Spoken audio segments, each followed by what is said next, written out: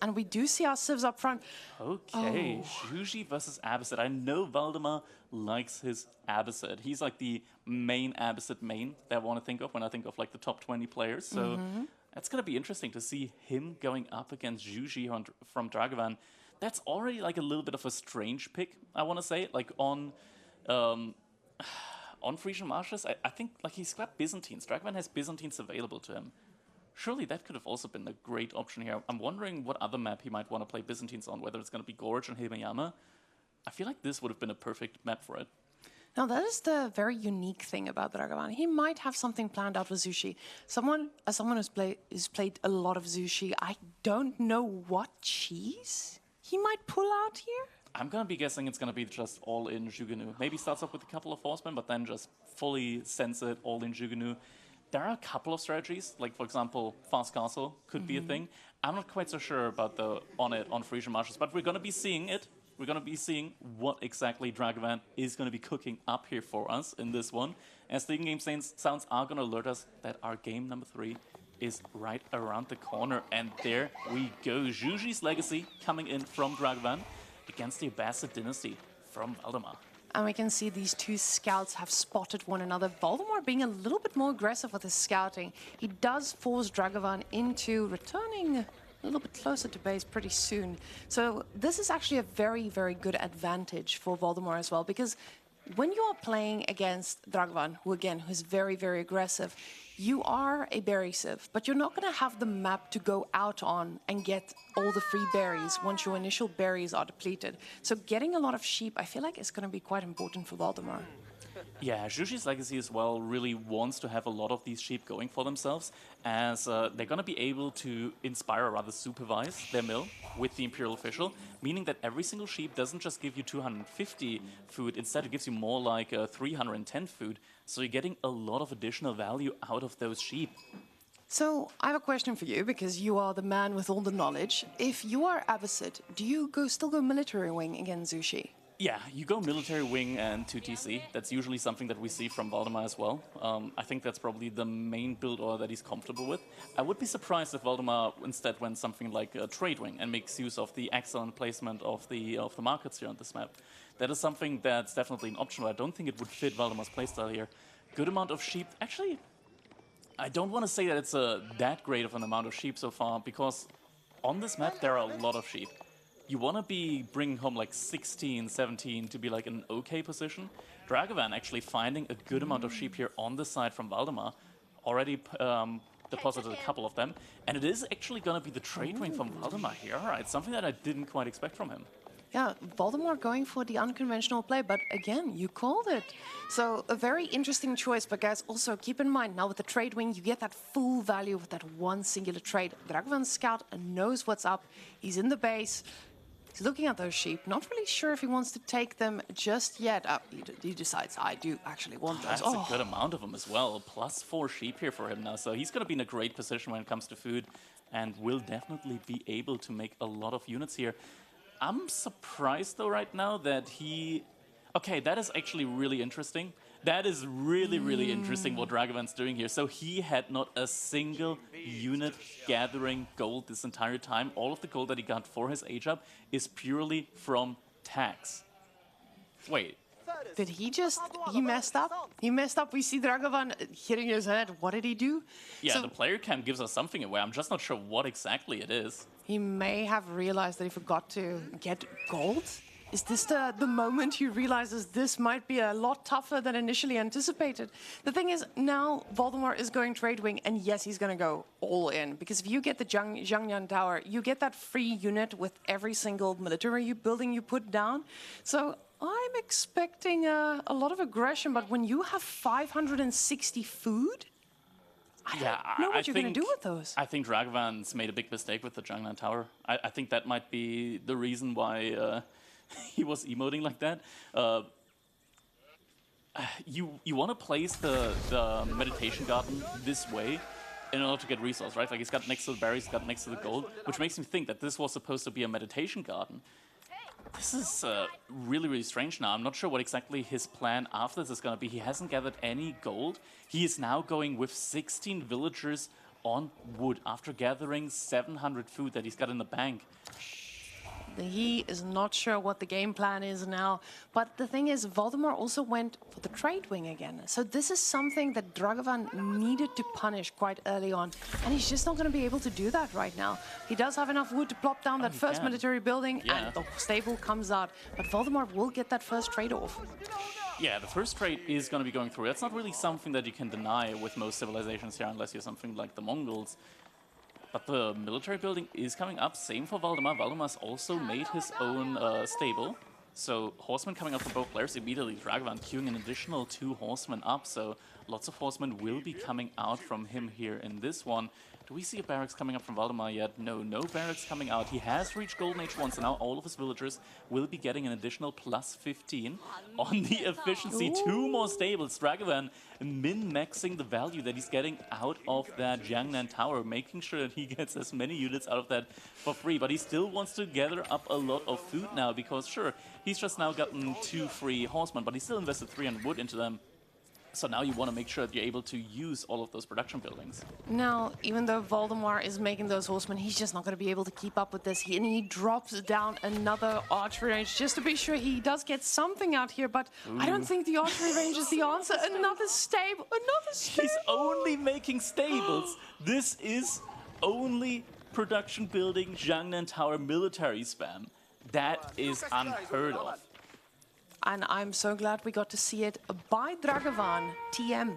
This man is just cooking something nobody knows he was serving. We see 9 horsemen out now and another one in the queue. 3 horses from Valdemar, but man, I think you need a few spears.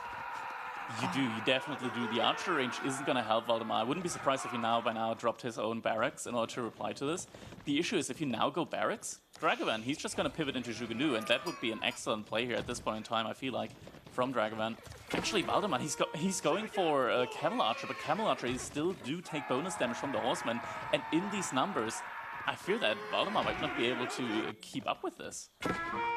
I did not expect him to kill all 3 traders with these horses as well. The power of Zushi to just get that mass horseman out this quickly just stops that trade dead in its tracks, and Valdemar not really getting any benefit from that trade wing in the end. Stable, barracks at least, has come up now, so Spearmen are going to be in queue. And now, with Spearmen and the Camel Archer, the composition looks a lot better here for Dragevann. He will need to transition into Jugunu now at some point. That is a base layout that you don't see. This is a base layout that strikes fear to my heart. And Dragevann right now, he's committed everything back over to food. He's getting a lot of food now. The question's gonna be, what is that food gonna be for? Does he wanna like reinvest into even more horsemen right now? More horsemen doesn't really make too much sense, I want to say, because he now spotted the spearmen, so he knows the counter is being produced by Valdemar. You might go Castle Age here. Oh, it is gonna be the Jugunu that are gonna be coming out. He needs to go over to gold for that now, though. Gold and wood again. The problem is, he didn't think about, okay, what happens now that I have all these beautiful stables in my base? When the spearmen come out, and Valdemar, it looks like he's keeping calm. It doesn't look like he's got panic on his face. He knows, I just make the counter units, I'll be okay. Those camel archers doing a lot of work by, spooking the horses, decreasing that damage, so they will be able to take favorable fights as well. But now with the amount of Jugunus, Dragevann will pop out. I don't think he's going to be able to close this out because, again, they cost gold. We can see Valdemar just shaking his head. He sees the scout. With the scout, he's seeing the production buildings from Dragevann. He sees all of these production buildings. He's just shaking his head like, what is this man doing to me? what game has this man trapped me in right now?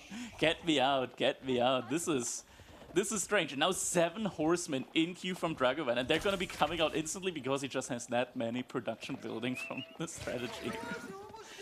I always say, if your opponent has spearmen and you just have horsemen, you just need enough horsemen to take down the spearmen. And I think this is what Dragevann is doing. And guys, that is not the optimal decision. Please do not follow that logic. But Dragevann, he's doubling down on this. He follows the Whammon way. Horsemen straight into the spearmen. I just need more, and then the spearmen won't matter. Yeah, if you have 3 horsemen per spearman, you're going to be fine. You're going to be absolutely fine. This is an insane amount of units. At this point in time, like with this many units, you would really wish to have some blacksmith upgrades, like +1 damage on the horseman. Sure, the horseman attacks slowly, but if you have that many, that's going to be like an additional 20 DPS that's coming out from them. I feel like the moment Dragevann takes this fight, he's just going to be in for a surprise once those horses just face the wrath of the spears. The thing is, I just don't know if Dragevann knows how do I transition out of this. It feels like he's looking at the horses, it's like, I got this. Valdemar is going to speed that army. He needs more Jugunu desperately right now. If Dragevann goes up to like 20 Jugunu, I think like he's going to be in a good position like when it comes to the composition as well. With 20 Jugunu, you can do a lot of damage to the horseman as well, and your opponent can't really gap close that well because your horseman can just block. I feel like he just doesn't believe in making Jugunus himself. He does believe in passive made a single Jugunus. mining camp yet.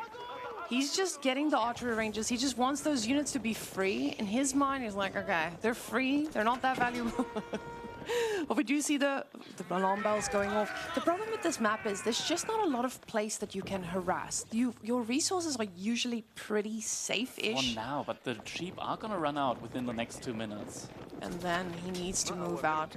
But Dragevann now with 26 or 28 horsemen. The moment I get there, there's just more. Those stables are just pumping out units. Valdemar using his horses to go scout, see if he can find a resource or two. He does probably spot out the fact that that mining camp does not exist yet, but it is going up now. Dragevann might realize I should get one of those. Ooh, the scout might be in danger. He pulls it back just in time. Army is getting spotted out. Jugunu, without any blacksmith upgrades, to be fair, like it doesn't really matter too much. Actually, it does matter quite a bit. Like having the blacksmith upgrade on the Jugunu. If it was knights, it wouldn't have mattered too much because Valdemar already has like the +1 pierce armor. But against horsemen, just having that +1 pierce damage doubles your damage against the horsemen. That is not a small number. The thing is, I don't feel like his numbers are there yet either, but Valdemar prepared for this. I think he just expected there to be a blacksmith by now, because he's already got his upgrades. Next upgrade in queue, he's ready to take this fight. Now he sees also popping out archers. So now he's getting ready to deal with those Jugunus from a distance as well. So First trader has been rebuilt. is he going to get that value? Oh, he gets maximum distance as well. He says, I've got the map control, I'm back, let me get this show on the road. And a single horseman here from Dragevann is going to be patrolling around that market. Drop-off should at least still happen. And now Valdemar running out of sheep, I believe. He's out on the map. He's getting the fish, and this is maybe a chance for Dragevann to actually do some damage with the units being out of position. But Valdemar's units are just going to go get into position and make sure that those villages are safe. Dragevann, he's now started gathering gold actively, so more Jugunu should be coming in soon.